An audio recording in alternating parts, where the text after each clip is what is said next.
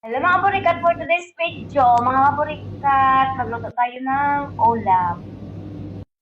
Chicken ko daw na isang daw kami nuto, ang inyong ating mga mas. Ang mga mas may pyrex tayo dyan, may carrots, may sibuyas, may patatas, and then manok na isang piraso, hiniwa ko na sa dalawang hiwa. Mga mas, nilagay ko na ang manok sa loob ng pyrex, lagyan natin ang patatas,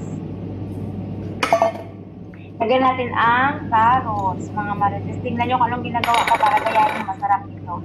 And then, lagyan natin ng sibuyas. Sibuyas na marami, magpasarap yan. Mga mas, hindi ba alam na sibuyas magpasarap ng pagkain? So, ayun na, natapos ko na. Ayan na yung mga mas. Ayan na, lagyan na natin yan ng sauce. So, mag-prepare tayo ng sauce. Meron tayong garlic, mint, and then roman, spices, spicy lemon, and oregano. So, meron tayong asin dyan. So, magkuha tayo ng blender. Butang natin ang tanan ng mga himuon natin na sauce. Butang ka sa blender, mga mas. And then, i-blend lang natin yan. So, yan, may spicy yan. Chicken spicy. And then, black pepper, mga mas. Then, oregano. Then, salt. And, meron tayong lipsy roman o roman na matamis. Hindi ko alam kung ano yan. Basta lipsy roman yan. I-blend na natin yan, mga mas.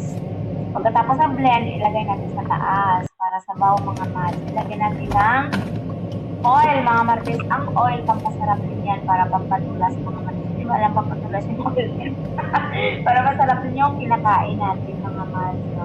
Mga mas, gayahin nyo yan. Yung niluluto ko, masarap yan. Then, pagkatapos ko malagyan ng oil, pasok natin yan doon sa dapat pasukan mga marites. So, ayan ang mga marites ko. So, pasok natin yan doon sa mainit-init na pasukan. So, ayan ang oven. Ilagay natin yan ng isang oras kalahati dyan. So, mga mas, pagkatapos sa isang oras kalahati, ay natapos na. So, thank you for watching. See you for more.